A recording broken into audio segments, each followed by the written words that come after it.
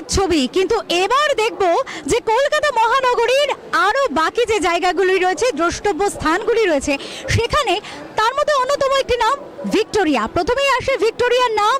আজকে মহানগরীর সেই ভিক্টোরিয়া কতটা আনন্দের উৎসবের স্থল হয়ে উঠেছিল, চলুন দেখে নিই তা এক ঝলকে। নমস্কার, মেরি ক্রিসমাস ওঙ্কার বাংলার সকল দর্শকদেরকে।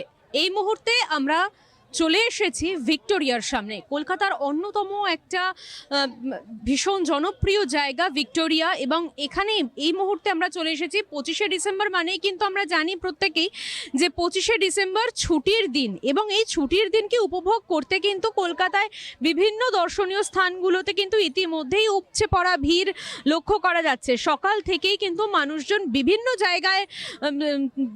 জায়গায় তারা ঘুরতে বেরিয়ে গেছেন, এবং তার পাশাপাশি এই মুহূর্তে কিন্তু আমরা চলে এসেছি ভিক্টোরিয়ার সামনে। সেই ছবি আপনাদের সামনে তুলে ধরছি। ভিক্টোরিয়ায় কিন্তু এই মুহূর্তে দাঁড়িয়ে প্রচুর মানুষজন ইতিমধ্যেই চলে এসেছেন, ভিতরে চলে গেছেন প্রচুর মানুষজন, এবং তার সাথে বাইরে অপেক্ষা করছেন কিন্তু আরও অনেক মানুষজন যারা এখনো পর্যন্ত ভিতরে ঢুকতে পারেননি, এবং তারা ভিতরে ঢুকতে চান কিন্তু এখনো পর্যন্ত তারা কিন্তু ভিতরে ঢুকতে পারেননি।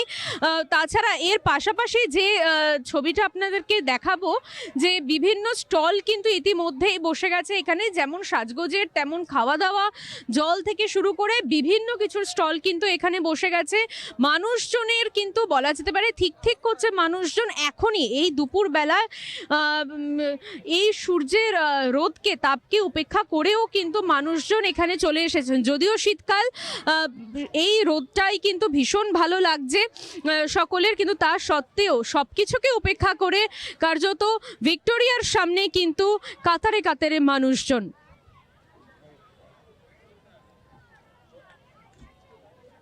এবারে আমরা ঘুরে দেখি মানুষজন কি বলছেন, তারা ঠিক আজকের দিনটা নিয়ে তাদের কি প্ল্যানিং রয়েছে সেটাই জেনে নেব সবার কাছ থেকে। কি প্ল্যানিং রয়েছে আজকে সারাদিনের আপনাদের? এখন ভিক্টোরিয়ার সামনে রয়েছেন, এর পরবর্তী প্ল্যানিং ঠিক কি রয়েছে? এখন তো ভিক্টোরিয়ার সামনে আছি, মানে এই জাস্ট এলাম আর কি, লেট হয়েছে। আর এরপরে তো খাবার দাবার নিয়ে এসেছি, ময়দানে বসে খাওয়া দাওয়া হবে ভিক্টোরিয়াটা ঘুরে নেওয়ার পর। তারপরে একটু যেটা সরস মেলা চলছে ওইটা ঘুরে তারপরে বাড়ি ফিরবো, এরকমই প্ল্যানিং রয়েছে। কোথা থেকে এসেছেন আপনারা? নিউ ব্যারাকপুর থেকে এসেছি, নিউ ব্যারাকপুর থেকে। অর্থাৎ বিভিন্ন জায়গা থেকে, নিউ ব্যারাকপুর থেকে ভিক্টোরিয়ার ময়দানে কিন্তু ইতিমধ্যেই মানুষজন এসে হাজির হয়েছেন। একটু কথা বলে নেব।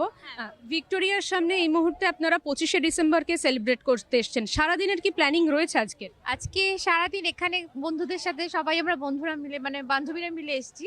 তো আজকে সারাদিন এখানে খাওয়া দাওয়া হবে, এখানেই আড্ডা, একটু মজা হবে এই আর কি, কারণ সব সারা বছর তো আর একসাথে সময় পাওয়া যায় না, তো আজকে একটু আলাদা করে সময় কাটাবো। ভিক্টোরিয়ায় তো এত ভিড়, এত মানুষজন, তা সত্ত্বেও ভিক্টোরিয়া কেন, মানে অন্য কোনো জায়গা চুজ করলেন না? এটা একটা মানে আলাদা, বাঙালির একটা আলাদা, এই যে ভিক্টোরিয়া মানে একটা আলাদাই আভিজাত্য আর কি। ভিক্টোরিয়া যখন তখন সব সময়ই আসা যায়, কিন্তু তবু এই ক্রিসমাসের দিনের ভিক্টোরিয়াটা অ্যাটেন্ড করতেই হবে, এরকম একটা ব্যাপার। Thank you. অর্থাৎ মানুষজনের কিন্তু আজকের দিন নিয়ে প্ল্যানিংয়ের কোনো রকম কোনো অন্ত নেই, এবং সেখানে দাঁড়িয়ে ভিক্টোরিয়া কেন তারা পছন্দ করে নিলেন সেটাও কিন্তু এখানেই ঘুরতে আসা একজন মানুষ আমাদের সামনে কিন্তু তুলে ধরলেন। ক্যামেরায় রবি দত্তর সঙ্গে দেবাঞ্জলি কুণ্ডু চৌধুরীর রিপোর্ট।